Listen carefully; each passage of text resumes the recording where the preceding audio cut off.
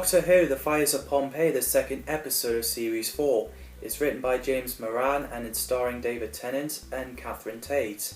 So yeah, Russell T Davies has planned that in the first New Who series after watching Pompeii The Last Day documentary, but this episode position is given to Boomtown and the idea has been dropped for 3 years. James Moran, who wrote Torchwood, Sleeper and the Severance movie, has been requested to write this episode and he had a difficult time doing it.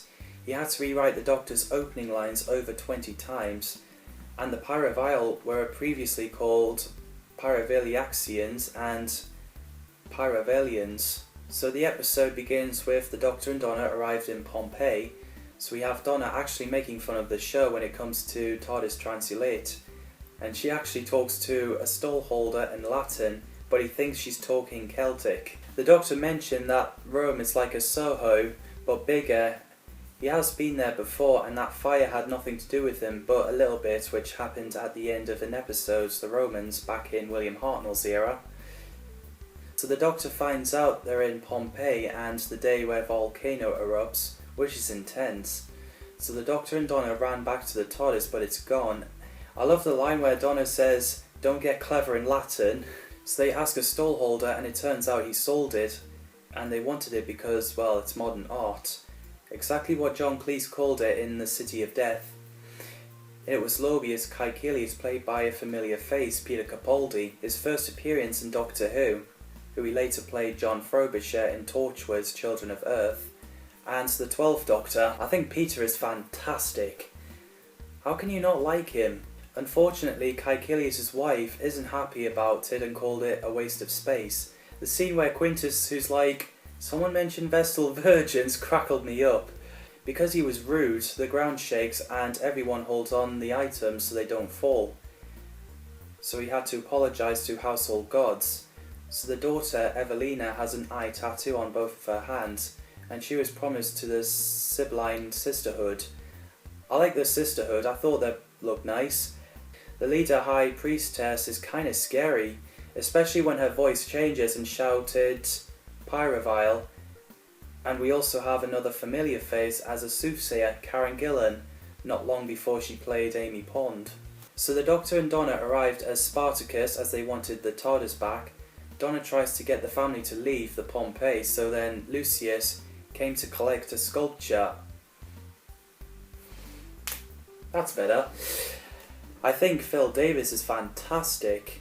So Lucius has an electrical circuit giving the prophecies, which explains the story arc happening in the series.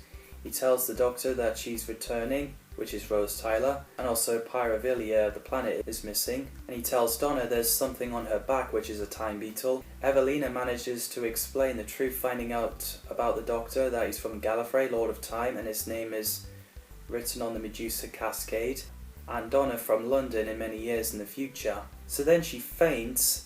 Man, these goosebumps. It's a great speech, I have to say. So while the Doctor is talking to Caecilius, Donna helps Metella support Evelina, and she realises that she has a stone arm. So the Doctor asks Quintus where Lucius lived. He ignored him at first until he finds a coin behind his ear. So Quintus leads the Doctor to Lucius' house. Quintus is shocked that there are 5 circuits because he said he only had 1. The Doctor explains that it's common practice for a criminal to acquire the required parts from the different places to avoid suspicion. Meanwhile, Evelina covers her eyes, communicating with the Sisterhood. Because they think Donna's false prophet, they say that she must be sacrificed. So the Doctor and Quintus got caught by Lucius and helped him assemble the marble plaques into a circuit board. We also find out that Lucius has a stone arm. Russell T Davies got James Moran to add jokes in there like Lucius Petrus Dexterus with a stone right arm, TK Maximus and Spartacus from a Spartacus film. Moran based Caecilius from Lucius Caecilius, Eucandus from the Cambridge Latin coursebook. So after the Doctor threw a stone arm back to Lucius and using his sonic screwdriver to knock the tablets down, and him and Quintus made a run for it, and they notice a shake. I love the way Lucius is like, "Show yourself." The actor did so well. Returning to Caecilius' home, the pyrovile came out from the underground. The effects is nicely done. It's scary and intense. Poor guy, that pyrovile breathed fire at him and got burnt. While Donna gets abducted by Sisterhood, the Doctor tries to reason with it, but then threw a bucket of water on it. So after it got destroyed, he noticed that Donna is missing. I just love the way Donna rants at the Sisterhood for using her as a sacrifice. So the Doctor arrived and he's like, "That's okay, just us girls." Wait till you reach to the 13th Doctor, after the Sisterhood said no man is allowed to enter the temple. So after he set Donna free, he talks to the High Priestess, and we learn that there's a pyrovile growing inside her, and that pyrovile in the villa is an adult pyrovile.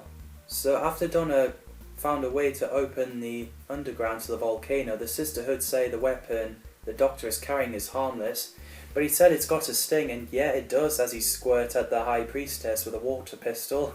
I just love the way Donna points out that he fought her off with a water pistol. So down the volcano, the Doctor explains how he sees the universe, what it is, and what can happen.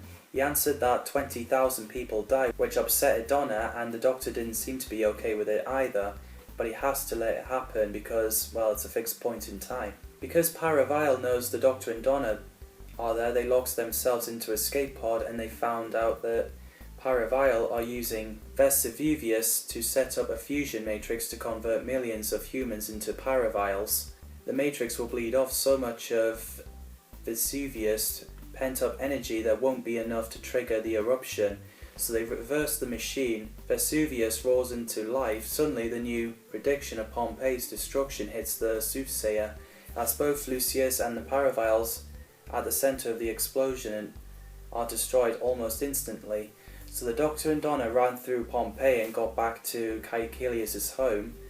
As the volcano was erupting, they begged the Doctor to help, but he just went back into the TARDIS. And Donna understandably yells at him and goes back into the TARDIS to try and get him to return, but he refuses. And he said if he could go back and save them, then he would, just like Gallifrey. But Donna asks the Doctor to save someone, not the whole town. So the Doctor has a thought, and we get a brilliant scene where the TARDIS reappeared and the Doctor offers the family his hand and said, "Come with me." That's the moment where the Doctor learned to always save someone at all costs. So the Doctor, Donna and the family watched the volcano erupted, and he mentions the powerful explosion. It cracked open a rift in time, which is what gave Evelina the prophecy. It echoes back into the Pyrovillian alternative, but she's free. So while the family are upset seeing the people dying, the Doctor and Donna went back to the TARDIS. Donna thanked him and he agrees that he sometimes needs someone. We get another welcome aboard line. I love it. So in the end, after 6 months later, the family moved elsewhere. Caecilius is back in business. Evelina wears a sexy outfit going on a date, with Caecilius going like, "You're not wearing that," but she points out like what girls wear. And yeah, Quintus is training to be a doctor, so he thanked the household gods with a stone image of the Doctor, Donna and the TARDIS, which is cool. So yeah, that's the Fires of Pompeii, best Rome episode. What did you guys think of it? Drop it down in the comments below. Thanks for watching. Next episode to talk about is Planet of the Ood.